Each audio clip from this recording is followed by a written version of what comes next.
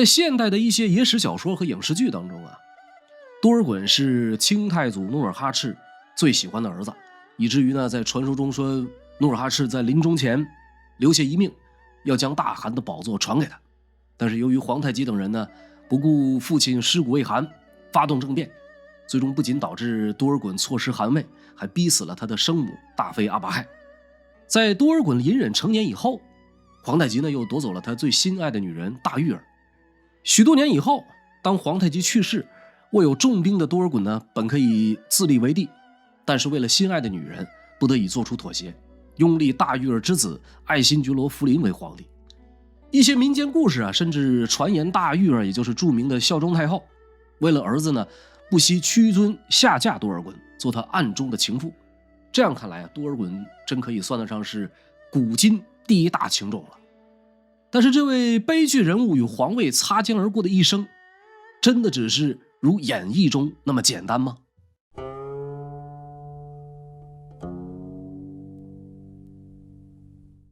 多尔衮的母亲阿巴亥啊，乌拉那拉氏，她是女真族，出生地呢是在今天吉林省吉林市乌拉街满族乡。她是清太祖努尔哈赤第4任大妃。嫁给努尔哈赤的时候，这个阿巴亥啊刚刚年满12岁，两个人有着31岁的年龄差距。小小年纪，风姿貌美，而且颇有机变。这个阿巴亥呢，由此逐步得到宠信，2年以后就被立为大福晋，并且先后为努尔哈赤生下了3个战功赫赫、大名鼎鼎的儿子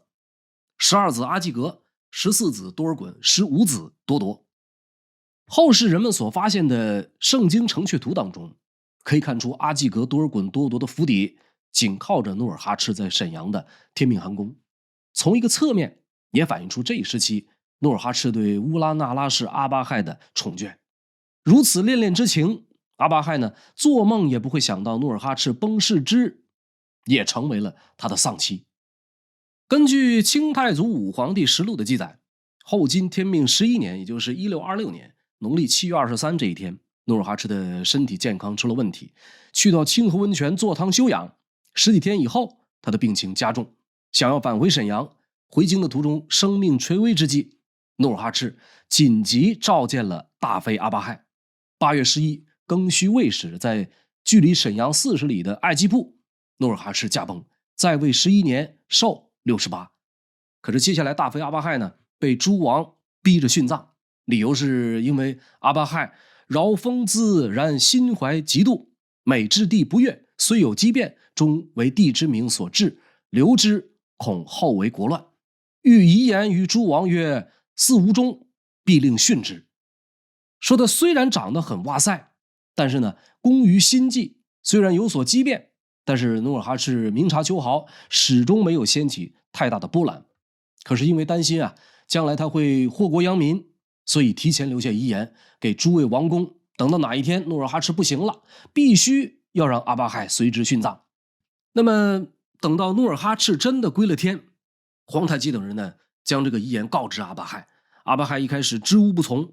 后来为形势所逼，不得不穿好礼服，佩戴好各式珠宝，打扮的花枝招展以后，对诸王说：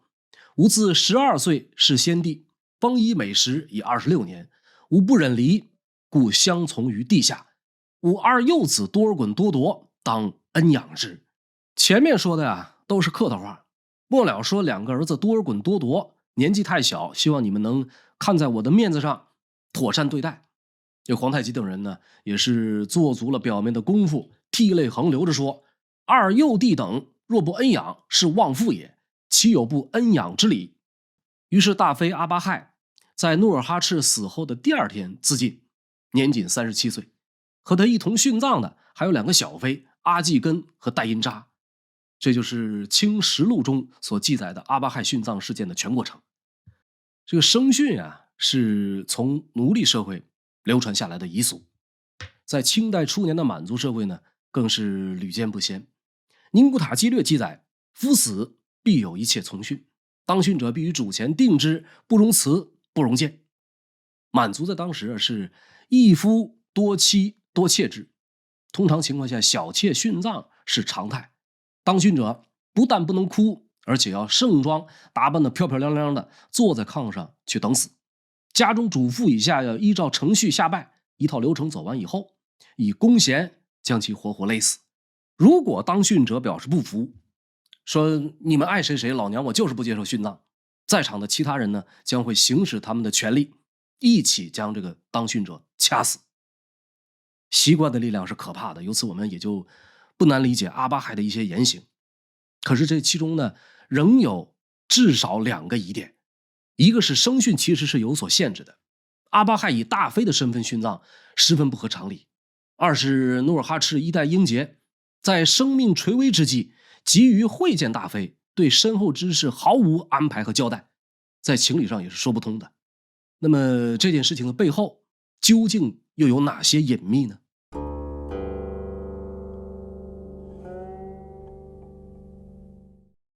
大妃乌拉那拉氏阿巴亥在诸子侄的逼迫下，为努尔哈赤自尽殉葬，其临终前嘱咐诸王照顾幼弟的凄惨景象令人神伤。那么阿巴亥不是普通的婢妾，《清实录》说他心怀极度有畸变，这2点原因其实呢都可以作为我们深入思考的切入点。早在从训以前，阿巴亥的确有过过错，遭到努尔哈赤的严惩，而后呢很快又被谅解。据成书较早的满文老党太祖之一的记载，天命5年1620年阳春3月，小妃戴因扎向努尔哈赤实名举报大妃阿巴亥的贴身婢女娜扎和一个叫达海巴克什的男人通奸。努尔哈赤对这件事呢十分重视，亲自汇集众大臣审理此案。结果证实娜扎的确和达海巴克什有不可描述的行为。除此以外，娜扎还曾私下请大妃阿巴亥将2匹翠兰布给了达海巴克什。这个处罚是极为严厉的，娜扎被直接处死。达海巴克什因为懂汉语通汉文，从轻发落，被用铁锁拴在木头墩子上拘押起来。从这对苦命鸳鸯的身上，我们可以深切地感受到，知识不仅仅可以改变命运，学会一门外语有时候也是可以保命的。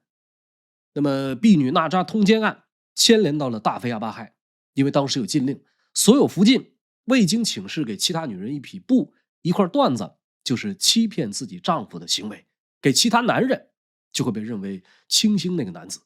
因此努尔哈赤认为阿巴亥破坏禁令，将2匹翠兰布给了达海巴克什，这是没有善良之心的表现。就在这种情况下，小妃戴因扎说，我还有比这更劲爆的消息，发出了提前准备好的炮弹。他说，大福晋曾2次备饭送给大贝勒，大贝勒受而食之，又一次给4贝勒送饭，4贝勒受而未食。此外，大福晋一日2、3次派人到大贝勒家，甚至大福晋本人曾在深夜溜出宫院2、3次。大福晋就是大妃，不同时期有不同的叫法。这里的大贝勒指的是2皇子代善，4贝勒呢指的就是皇太极。努尔哈赤听了戴因扎的话，派人去查，结果发现确实有这么一回事。其实这一切的根源呢，全是因为努尔哈赤本人曾说过的一句话。他说他死以后，诸幼子和大福晋都将交给大贝勒代善抚养。他不知道的是，就是这句话说出口以后，大福晋开始倾心于大贝勒，在家宴或者是开会议事的时候，他经常出面招待。本来就年轻貌美，又和大贝勒年纪相仿，2个人呢眉来眼去，十分露骨。朝中的一些贝勒大臣们全都觉察到了不对头，但是因为畏惧大贝勒和大福晋，全都没敢向努尔哈赤报告。那么真男人严于律己，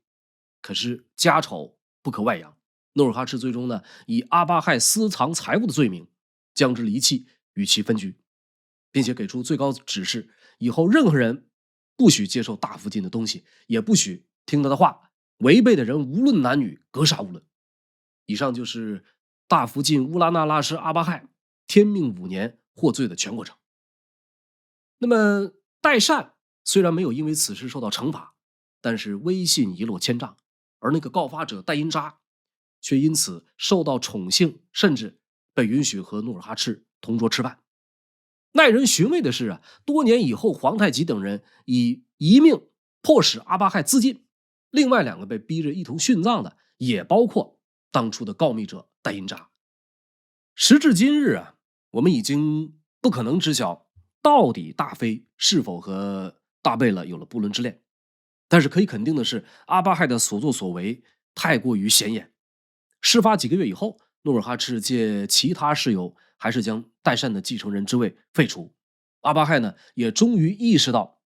只要努尔哈赤还在世上活着一天，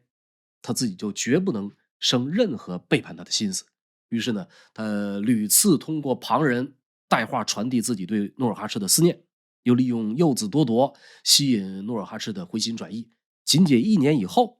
努尔哈赤借一次胜利召回阿巴亥，并且呢重新封他为大妃。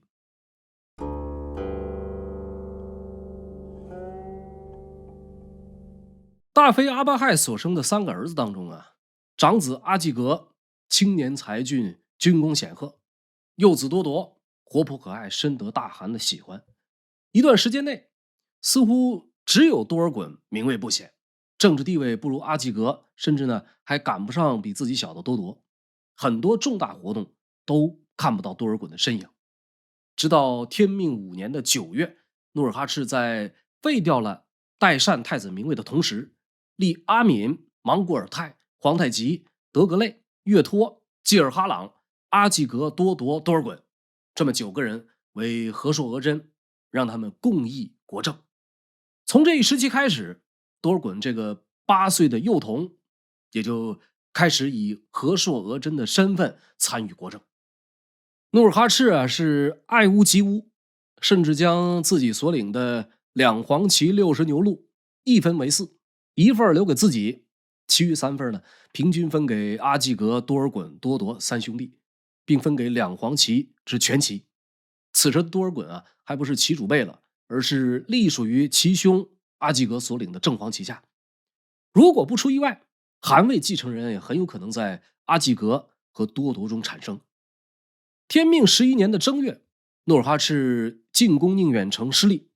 于是呢退回到清河温泉疗养。同时呢，努尔哈赤在7月前后将镶白旗旗主都督调任正红旗下，很有可能呢要让多尔衮去接手镶白旗。然而在这关键的1年里，努尔哈赤他的病情时好时坏，同时呢他对自己的寿命的判断也存在许多侥幸。当年4月，努尔哈赤命令阿济格协同硕托远征蒙古，将其直接调离了自己的身边。同时呢，镶白旗旗主也是久久悬而未决。这一年，多尔衮14岁，多铎12岁。在长兄阿济格离开以后，这兄弟俩啊根本无力辖制2黄旗的军事。此外呢，多铎不到10岁就受封旗主，这种过度的宠爱令其他皇子产生不满。比如皇十子德格类，天命6年就立下大功；代善之子硕托也是赫赫有名的武将。然而这些贵戚们直到努尔哈赤去世，也不过受封贝勒。眼看着一个乳臭未干的孩子身居郡王，他们怎能安心呢？更为可怕的是，由于努尔哈赤晚年减少亲征，调用亲军作战时候呢，2黄旗的武将直接受在外作战的皇子们的统帅。作为昔日的老部下，如果皇子真的发动政变，他们难免要睁一只眼闭一只眼。在如此危险的处境下，一旦努尔哈赤2腿一蹬，身边如狼似虎的皇子们必然会有所动作。然而一辈子工于心计的阿巴亥，此时呢也太过于乐观，他始终认为这个努尔哈赤不会如此轻易的就离他而去。但是人算终究斗不过天意。天命11年8月11，努尔哈赤在行宫中病逝。紧接着呢，就发生了前面讲过的皇太极、代善等王爷贝勒逼迫大妃殉葬的事件。努尔哈赤在临死前紧急召见了阿巴亥。从时间上看呢，2个人是有充分的谈话时间的。大汗的临终安排也只有阿巴亥最清楚。由此呢，以皇太极为首的诸王逼迫阿巴亥殉葬，这个背后的政治目的也就不言而喻。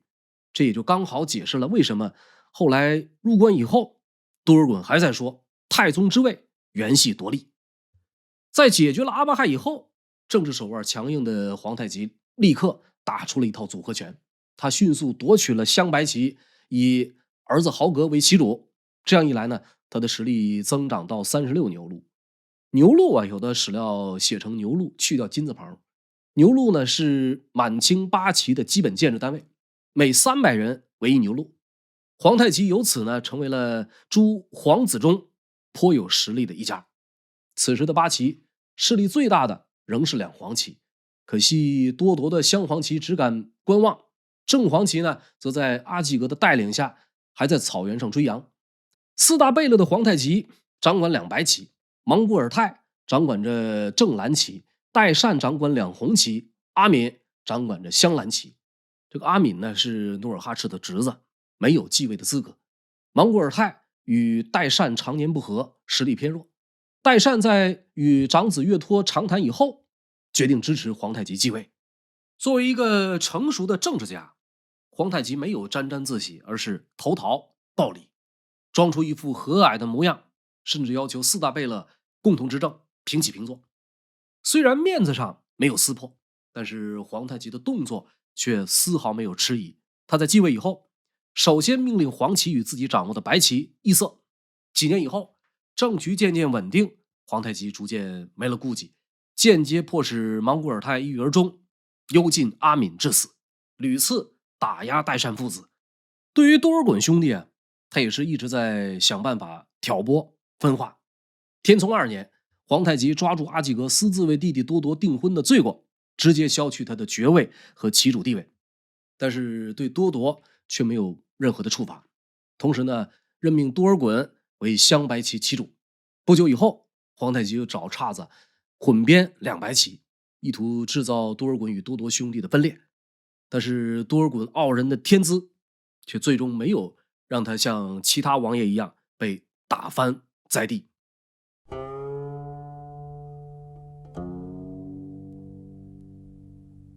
自从步入政坛以后，这个多尔衮啊，几乎是以通才的身份在许多领域同时创下奇功，迅速成长为了皇太极朝的一颗政治明星。军事上，他带兵打垮林丹汗，进献元朝的传国玉玺，这块玉玺最终成为了皇太极称帝的依据之一。政治上，他带头推荐创立八衙官制，自己就职吏部多年。人事上，他推举了比如范文成、鲍承先、西服纲林等等一大批满汉重臣。经济上，他建议调整与明朝的贸易策略，同时呢，改变与蒙古部落的互市情况。虽然期间皇太极也曾利用琐事敲打多尔衮，但却始终无法掩盖他的傲人光芒。到皇太极去世以前，多尔衮贵为和硕睿亲王，与弟弟多铎一起统领两白旗。与此同时啊，他手握吏部，大小官员的任免必须由他点头。但是即使如此，多尔衮依然没有达到足够支撑他登上皇帝宝座的条件。崇德8年的8月初9，清太宗皇太极猝死于盛京清宁宫。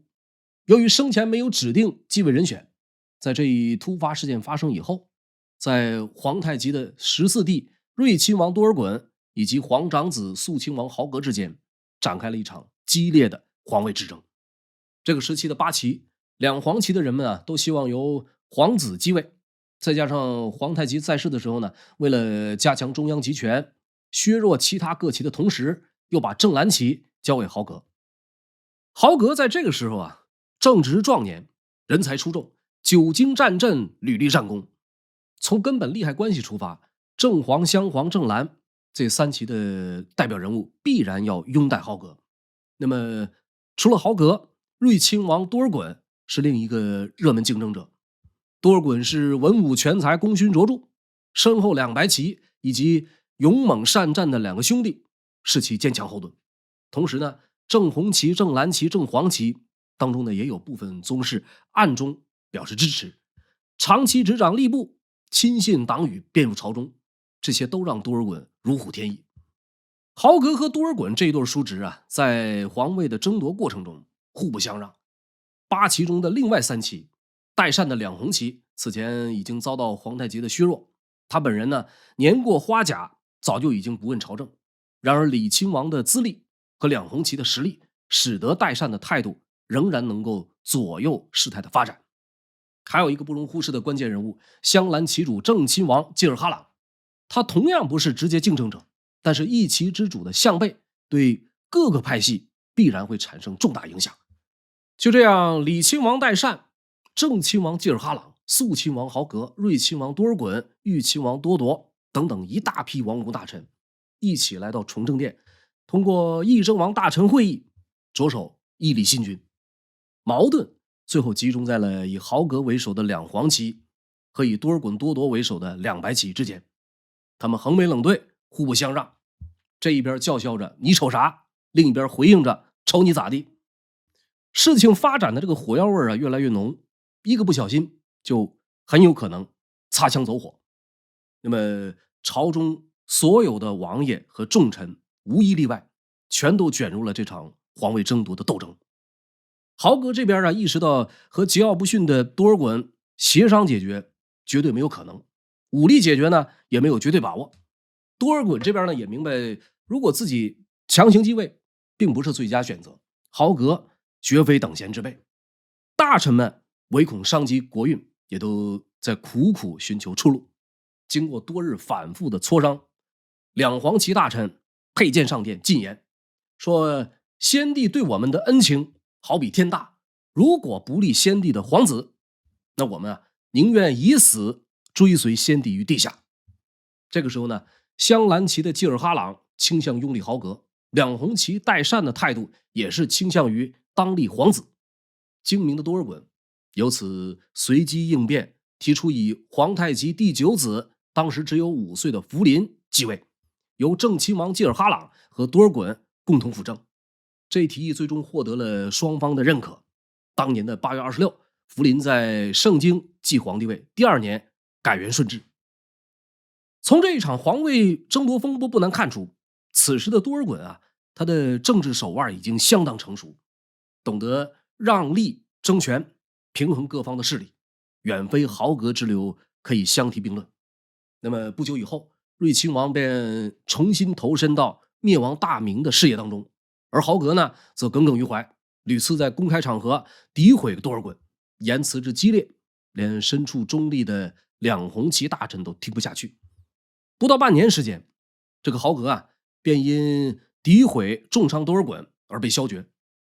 清军入关以后，多尔衮和顺治皇帝大封诸王，念及豪格多年征战平定中原有功，又恢复了他的爵位。随后的顺治3年，豪格领兵入蜀，平定四川，取得胜利，班师回京之后不久，他被以隐瞒部将冒功、启用罪人等罪名下狱。2个月以后，这个豪格就死在了狱中，年仅40岁。另一个辅政的济尔哈朗对日常政务毫无兴趣，同时呢，深知自己绝对斗不过多尔衮，于是他干脆就全部放权，朝政呢就这样被多尔衮所掌控。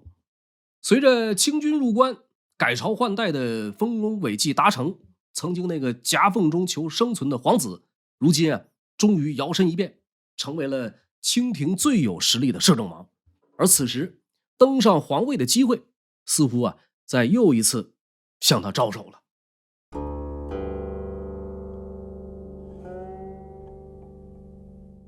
在一些野史小说当中正是福临登基前后的这一关键时期，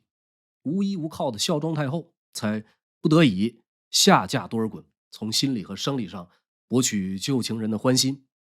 但事实上，就算是在这个时期，孝庄也并不需要做出如此大的牺牲，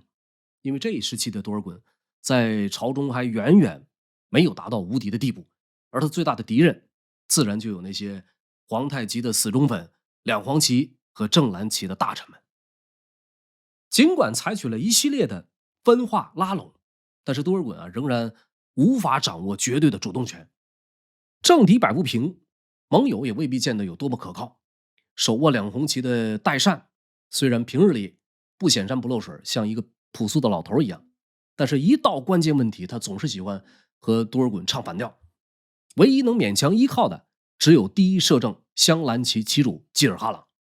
因此直到顺治5年以前，多尔衮从未追究过济尔哈朗的罪责，甚至连济尔哈朗圈占土地、府上违禁使用铜鹤、铜龟等装饰品也一概不问。即使如此，多尔衮也并未真正收服济尔哈朗，因为在多尔衮死后，王爷当中第一个跳出来清算他的正是这个济尔哈朗。除了这些糟心的政敌和不靠谱的盟友，多尔衮此时面对的外界的情况同样不容小觑。李自成、张献忠、南明朝廷、地方起义军诸多势力虎视眈眈。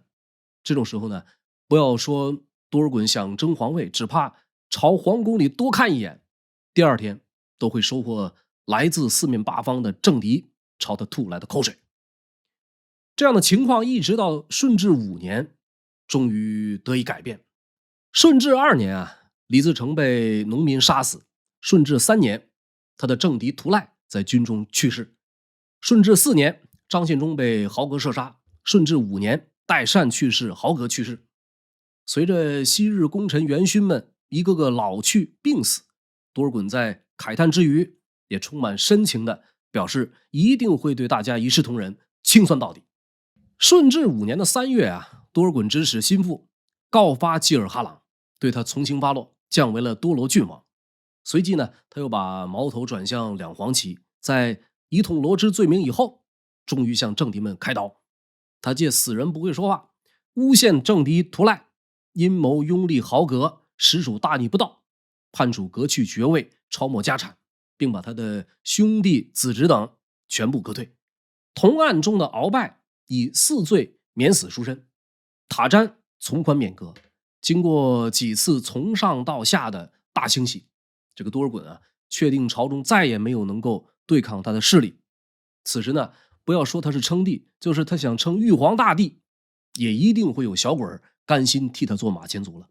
然而最终他仍然选择了不称帝。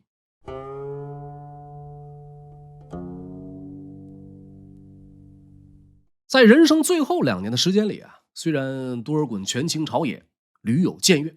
却再也没有向皇帝宝座发起冲击。有人说这恰好是孝庄下嫁最好的证明，但实际上呢，结合史料，似乎这种说法仍然不能成立。太后下嫁说最直接的证据是明朝遗老张煌言所写的谏遗公词，其中一首为上寿商为和而尊，慈宁宫里烂营门，春宫昨日新遗著，大礼恭逢太后婚。但是这首诗啊，首先存在历史性的错误。孝庄住进慈宁宫是顺治10年以后的事情，此时多尔衮早已经病逝，张煌言很可能是在多年后听到这个说法，然后才将已经住在慈宁宫的孝庄写入诗句。而且张煌言所作多为诽谤清廷，作为抗清名士啊，他的情绪是可以理解的，但是没有直接史料依据的诗作，可信度是没办法负重的。太后下嫁说的第二个证据啊，是检举多尔衮的罪状中有又侵到皇宫内院一句，因此好事者们呢怀疑当时多尔衮淫乱后宫。首先，多尔衮好色在历史上是出了名的，豪格死后，他的大福晋直接被多尔衮霸占。顺治7年，多尔衮要求朝鲜进献公主，恰逢多尔衮出关打猎，结果2队人马相遇，多尔衮竟然让朝鲜公主在没有举行正式婚礼的情况下直接洞房。以此来看啊，说多尔衮淫乱后宫并不是没有可能，但是站在检举者的视角，他们敢在罪状上写出这一条，起码说明他们确信多尔衮不是和孝庄，甚至不是和太妃们有所瓜葛，否则这就明摆着是在打皇家的脸面，而且是打得啪啪作响。有几个胆子几条命敢于这样检举呢？太后下嫁说的第3个证据是多尔衮自封为皇父摄政王，且孝庄死后没有与皇太极合葬。这个说法实际上更是不堪一驳。首先，古代的国君经常称老臣为仲父、上父，表示尊敬，多尔衮如此自居也并无不妥。其次呢，济尔哈朗是皇叔父摄政王，多尔衮为表示自己比他尊贵，自封一个皇父摄政王，在逻辑上啊也并无问题。至于孝庄不愿和皇太极合葬，这一方面啊是由于皇太极下葬的昭陵早已有主，里面陪伴先帝的正是孝庄的姑母孝端皇太后。孝庄不可能和自己的姑姑去抢正位。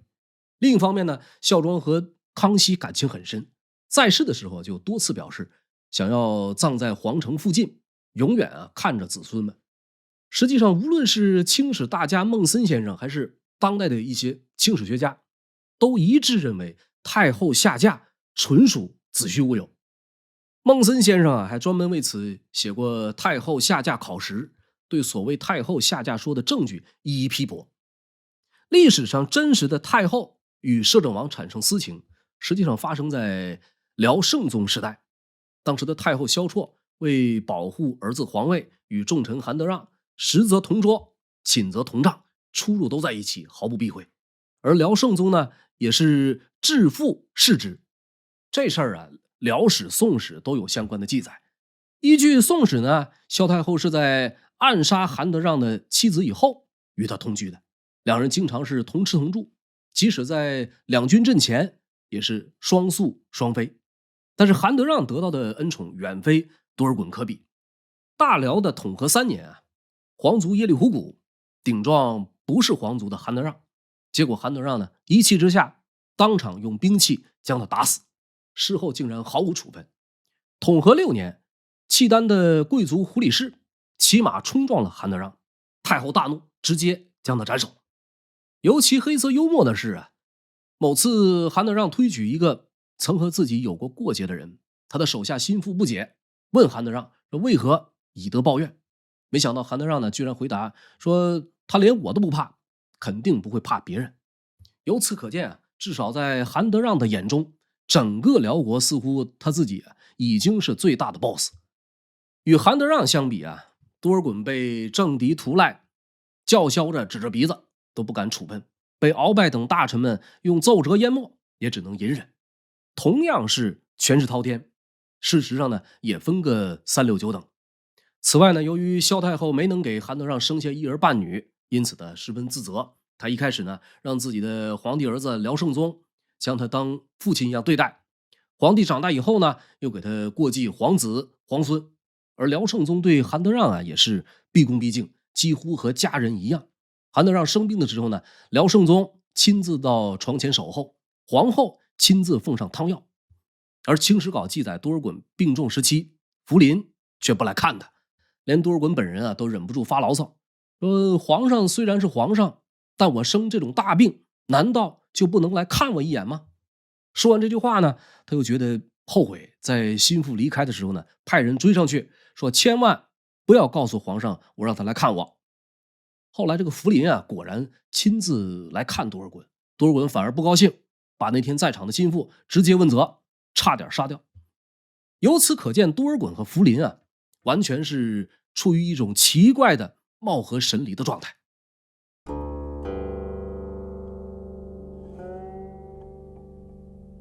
如果说孝庄下嫁纯属子虚乌有，那么究竟是什么原因让权势滔天的多尔衮最终选择了止步不前呢？